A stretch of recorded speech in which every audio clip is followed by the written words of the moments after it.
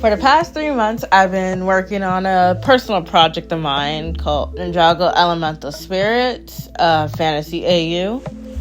It's basically my own retelling of the story with my own personal twists.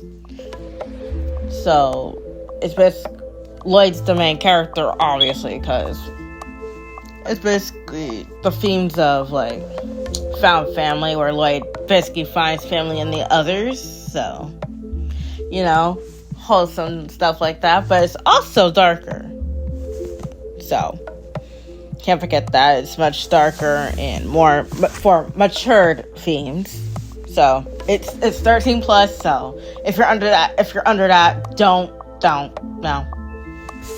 So, anyways, we'll get into the lore now.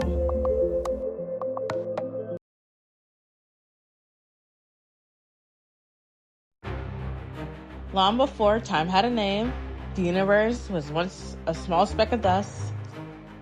But all that came to an end when the Chosen One, as he was known as, creates his two sons, the spirits of light and darkness, creation and destruction.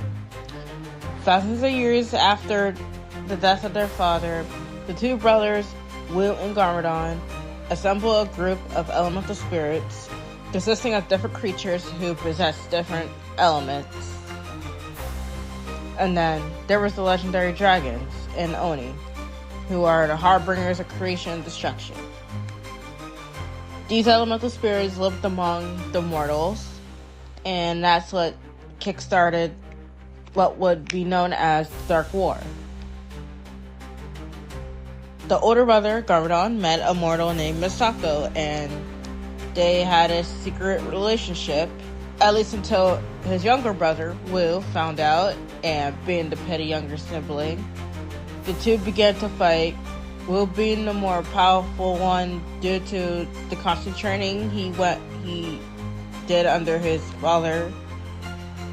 He creates a golden portal of light, which sends him to a dusty and sandy and very abandoned island.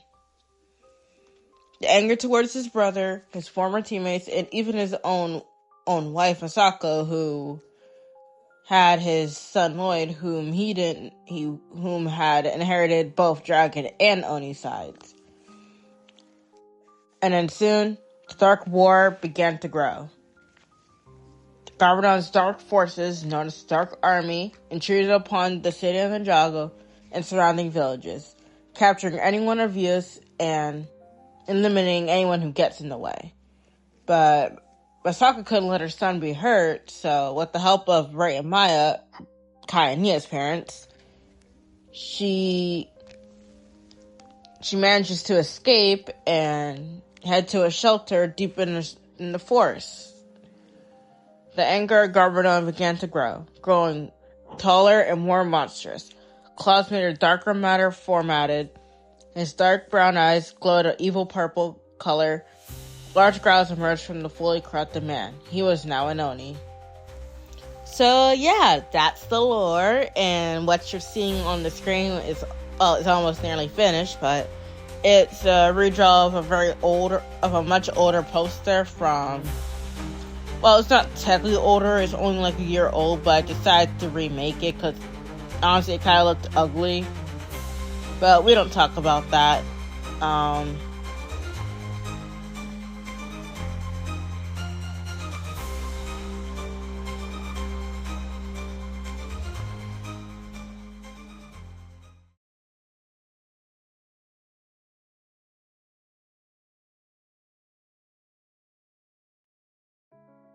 Lloyd Garmadon, the son of the evil tyrant Lord Garmadon, he hasn't seen his father, at all during his childhood, but he hopes every year on his birthday, his dad would come home and do father and son activities, like riding a bike, playing catch, overall, spending quality family time with him.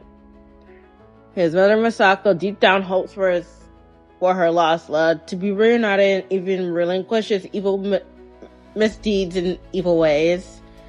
An attempt at mentoring his son, teaching him on controlling his Oni side, but because he obviously never changed his ways and continued to the events of the Dark War, yeah, that never happened.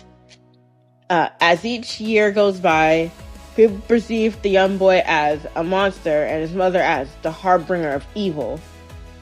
As his 16th birthday approached, he had lost all sense of hope in seeing him again. His anxiety has increased since his first day at school and having to hide his dragon horns and constant whispers of his missing father. And the bad dreams keep him awake. And multiple nights. After meeting Kaya and reuniting with his Uncle Wu, the constant berating and bullying by his classmates, his mother losing hope in Lloyd thriving because of his roots, he decides to live permanently in his uncle's monastery with the new generation of elemental spirits. Now training under his uncle and help from his friends, his power is becoming more easier to control with the amount of training he's receiving. He discovers more of his own unknown powers, more of his father's past, and even his Oni side.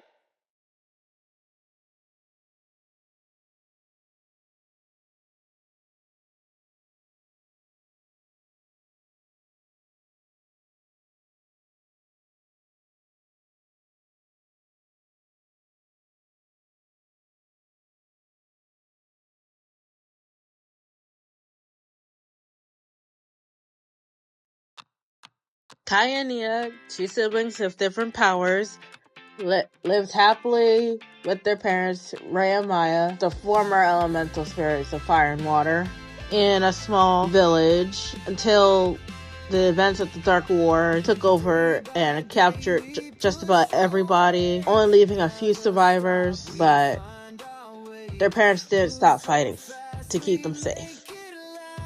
And transforming into their spirit forms, they fought off some of the army as best they could, but Ray was injured but not killed, and both of them were captured, presumably deceased, but in reality, they are prisoners of the Dark Army, more specifically, Lord Garmadon. So, the two siblings carry on the supposed goal to vanquish the evil forces and bring light to the jungle and beyond. Kai and Nia were raised by Wu himself, as him, Ray, and Maya were close friends, taking on a father figure role after their disappearances.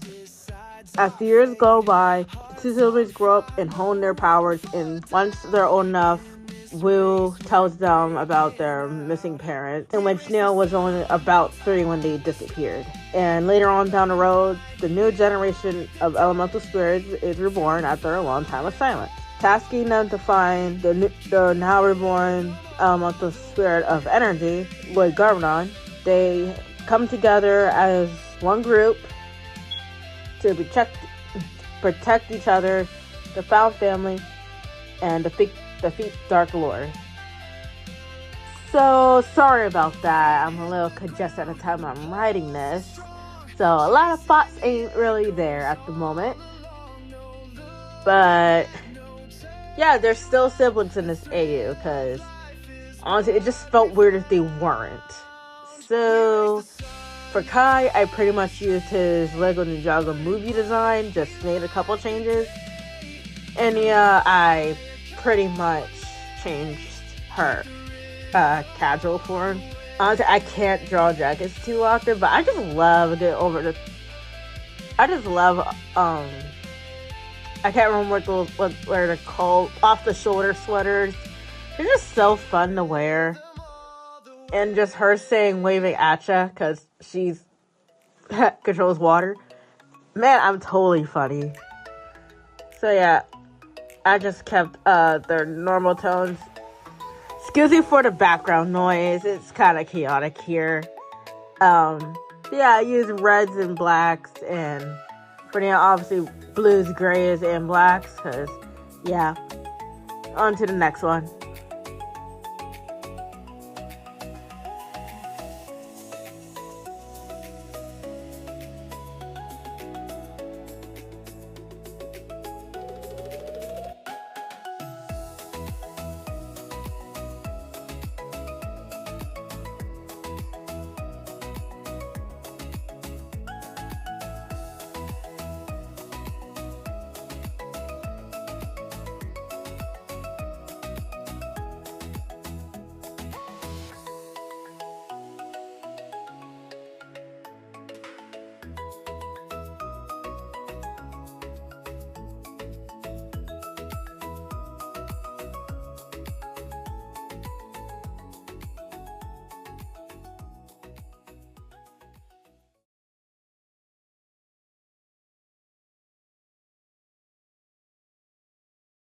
As a young child, Cole's family helped with the expansion of early Ninjago's lands with the help of his mother, Lily, who was the previous elemental spirit of Earth, before a mysterious illness claimed her life when Cole was around 8 years old.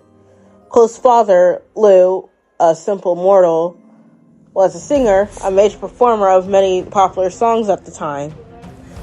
After his wife's sudden demise, he did whatever he could to prevent his only son from following in her footsteps as the next elemental spirit of Earth. Cole never really enjoyed dancing. It felt like an anchor tied to him. The constant pressure to represent the Brookstone name, it only made him more determined to follow his late mother's wishes. When he reached the age of 10, his powers manifested. He also didn't tell his dad. As he changed his powers, he felt more connected to the earth. Different sounds from the earth, and by extension, his mother. Sooner or later, Lou finds out he has been training his powers instead of being at the performance school he sent him to. After many days, even weeks of arguments, Cole decides he runs away from his home into the deserts. As the dusty desert sand rises around the young boy, Cole Brookstone climbs the rocks, something he did to relieve his stress or grieve the loss of someone close to him. Then he meets a smaller boy with fluffy brunette hair with 2 different colored eyes. His name was Jay Walker. The two quickly became friends and even roommates. Later on, Wood finds them on his search of the next generation of the elemental spirits. Who knew he'd found the new spirits of Earth and later on Lightning?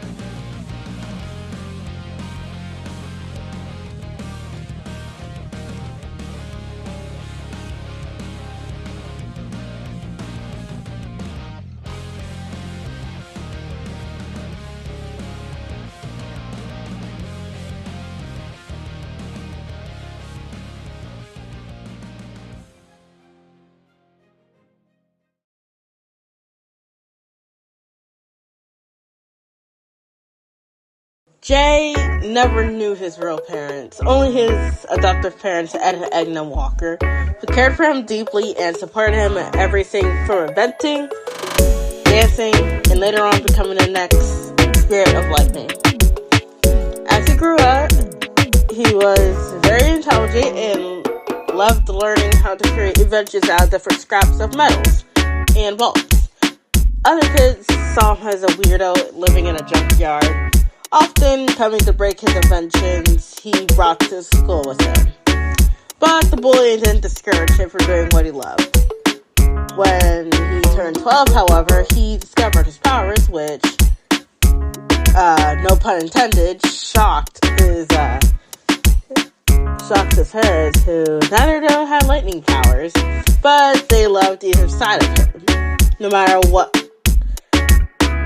One day, as he was testing out his new invention, a flying machine, as he prepared for flight, he spots a much older boy running through the dusty desert.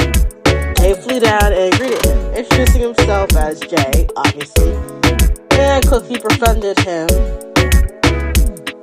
and eventually decided to let him live with him and his parents, until Will himself found the two boys and recruited them as the spirits of Earth and Lightning. The two boys, now best friends, began to train alongside the new spirits of fire, water, ice, and later energy. So I pretty much kept his color palette of oranges and blues with a bit of yellow.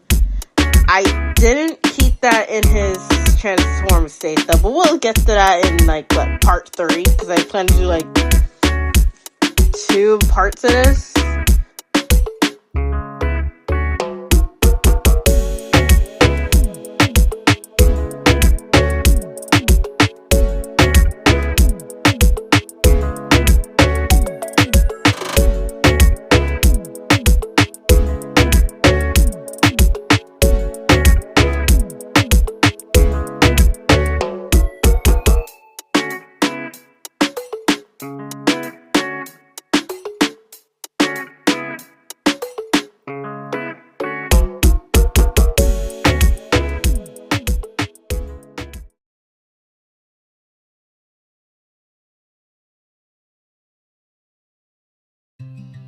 Zane was an interesting case. He was a robot. He didn't age physically. He wasn't actually human. But his creator, Dr. Julian, made him to feel those human emotions. A stranger with a staff walks upon the snowy residence of the Julians and oddly gives the young boy the power of ice, which didn't properly set in till later on. After Dr. Julian's passing due to natural causes, Zane's memories were altered during his father's final moments. He wanders off into the snowy mountains until the members of a nearby fishing village take him in as one of their own. Many years go by, and Zane begins to uncover his powers, which help the villagers with their jobs as fishers and shop owners. But he felt lonely, something he had never felt before his father died, and he lost his memories. Suddenly, his loneliness disappeared the moment Sensei Will appeared at the village in search of the spirit of ice, something Zane was willing to accept. Later on, he wasn't alone no more. He had friends, people he called family, and later on, a lover. With his high intelligence and precise actions, he helped the teams with strategies, fighting the enemies to protect those who can't protect themselves. So, for Zane's design, I kept it simple, cozy, but practical. So, I gave him a nice sweater with, those fancy shirts you wear at like a job interview or something. And fun fact, I wanted to give him pink pants, but another one of my friends who's also an artist, she doesn't have any socials obviously because she likes to remain private, but she tells me like the pink pants didn't work, so I switched them to like a beige color and put the pink with his socks, so there's still some memories of the pink ninja there, just not too subtle. I also kept his icy blues and stuff, not white because it just didn't look right. But yeah, that's pretty much all I have to say, and I'll say more towards the end of this video in the outro. So, yeah.